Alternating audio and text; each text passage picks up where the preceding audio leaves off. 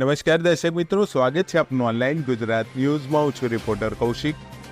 શ્રી રામ જન્મભૂમિ અયોધ્યા ખાતે 500 વર્ષના સંઘર્ષ બાદ શ્રી રામલલ્લાના નવીન અને ભવ્ય મૂર્તિ પ્રાણ પ્રતિષ્ઠા મહોત્સવનું આજરોજ આયોજન કરવામાં આવ્યું હતું. ત્યારે તેની દિવ્ય પ્રેરણા લઈને ગાંધીનગર જિલ્લાના સરડવ ગામ ખાતે સમસ્ત ગ્રામજનો દ્વારા દ્વિદિવસીય ભવ્ય રામ ઉત્સવનું આયોજન કરવામાં આવ્યું હતું. જે રામ ઉત્સવ 21 તથા 22 જાન્યુઆરી દરમિયાન યોજાયો હતો, જેમાં બાઇક રેલી તથા રાત્રિના ભજન સત્સંગ અને સાંસ્કૃતિક કાર્યક્રમોનું આયોજન કરવામાં આવ્યું હતું. તથા આજરોજ સવારે ભવ્ય શોભાયાત્રા, હવન પૂજન, LED પરથી અયોધ્યાથી લાઈવ પ્રસારણ સહિત ભવ્ય આતશબાજી અને મહાઆરતી સહિત રાત્રિના શક્તિ અને ભક્તિરૂપી ભવ્ય રાસ ગરબાનું આયોજન કરાયું હતું. જેમાં હર્ષોલ્લાસ સાથે ખૂબ જ મોટી સંખ્યામાં ગ્રામજનો તથા ભાવિક ભક્તો જોડાયા હતા. કાર્યક્રમની સંપૂર્ણ વિગત ગામના શ્રી જયેન્દ્રભાઈ પટેલ દ્વારા આપવામાં આવી હતી. નમસ્કાર સાહેબ, શું નામ છે આપનું? નમસ્કાર, મારું નામ જયેન્દ્ર દશરથભાઈ પટેલ. મને ગામમાં બધા JD પટેલથી ઓળખે છે.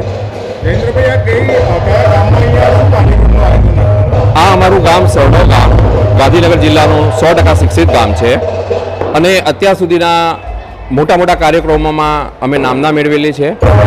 જ્યારે અયોધ્યામાં પ્રભુ શ્રી રામનો પુનઃ પ્રાણ પ્રતિષ્ઠા મહોત્સવ થવા જઈ રહ્યો હોય અને એમાં અમારું ગામ જે એકદમ એક્ટિવ છે એ કઈ રીતે પાછળ રહી શકે, એટલે અમે લોકો અમારું જે ઉત્સવ કમિટી છે એ લોકો ભેગા થયા કે ભાઈ આખા દેશ વિદેશમાં બધી જ જગ્યાએ ઉત્સવો થવાના છે 22 તારીખે, તો આપણું ગામમાં પણ આપણે કંઈ કરવું જોઈએ. આ એક વિચારથી અમે લોકોએ ગામની મિટિંગ ગોઠવી. પહેલી જ મિટિંગમાં 450 છોકરાઓ એટલે કે અમારા સ્વયંસેવકો મિત્રો બધા આવી ગયા. બધાએ અમારું પ્રપોઝલ સાંભળી સ્વીકારી લીધું કે આપણે પ્રોગ્રામ કરવો છે અને આ રીતે અમે આ પ્રોગ્રામની શરૂઆત કરી. 2 દિવસના જયેન્દ્રભાઈ શું કાર્યક્રમોનું આયોજન રાખવામાં આવ્યું? 2 દિવસમાં અમે છોકરાઓની બાઇક રેલી કાઢી, ધ્વજ સાથે, જય શ્રી રામના નારા સાથે. ઘણા બધા 200-300 છોકરાઓએ રેલીમાં ભાગ લીધો. સળંગ 2 દિવસથી અમારા ગામમાં ટોટલ 8 ભજન મંડળીઓ છે બહેનોની. એ બધા જ રાત્રે 1.5-2 કલાક સુધી એમણે ભજનો ગાયા અને પ્રસાદ વેચ્યો અને પ્રભુ રામનું નામ લીધું. આજે સમસ્ત દિવસ દરમિયાન શું કાર્યક્રમ? આજનો અમારો કાર્યક્રમ હતો સવારે 8:45 સમગ્ર ગામ એટલે કે આશરે 8,000 માણસનું અમારી વસ્તી છે, એ બધા જ રામજી મંદિરે ભેગા થયા. ટોટલ શોભાયાત્રા અમારી શરૂ થવાની હતી 9 વાગે. એ પહેલાં અમારા હવનની શરૂઆત થઈ. હવનમાં અમારા જે દાતા હતા એમના પરિવાર બેઠા. જેવું હવનની શરૂઆત થઈ તરત જ શોભાયાત્રા રવાના થઈ અને શોભાયાત્રા આશરે ગામમાં 2 થી 2.5 કલાક સુધી શોભાયાત્રા ચાલી, જેમાં 4 થી 5,000 લોકોએ લાભ લીધો. અમે લોકોએ શોભાયાત્રામાં બગીની અંદર રામ પરિવારના અલગ અલગ પાત્રો સ્કૂલના છોકરાઓને લાભ આપ્યો. એ લોકોએ કોસ્ચ્યુમ પહેરીને રામ પરિવાર બન્યા, પછી વનવાસી રામ બન્યા, જટાયુ જેવા બધા જે રામાયણના પાત્રો આવે એ બધા જ પાત્રો એ અલગ અલગ બગીમાં અને ટ્રેક્ટરોની અંદર બેસીને આખા ગામમાં અમે શોભાયાત્રા કાઢી. અત્યારે રાત્રે શું કાર્યક્રમ? શોભાયાત્રા અમારી પતિ એ પછી પહેલાં તો તમને આખો કાર્યક્રમની રૂપરેખા આપું કે આખા ગામના 8,000 માણસનું બપોરે પણ જમણવાર હતો.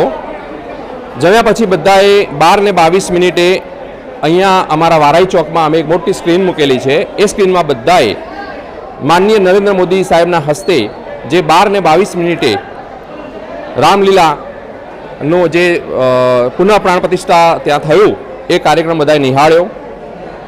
પ્રભુ રામના જય જયકાર કર્યા.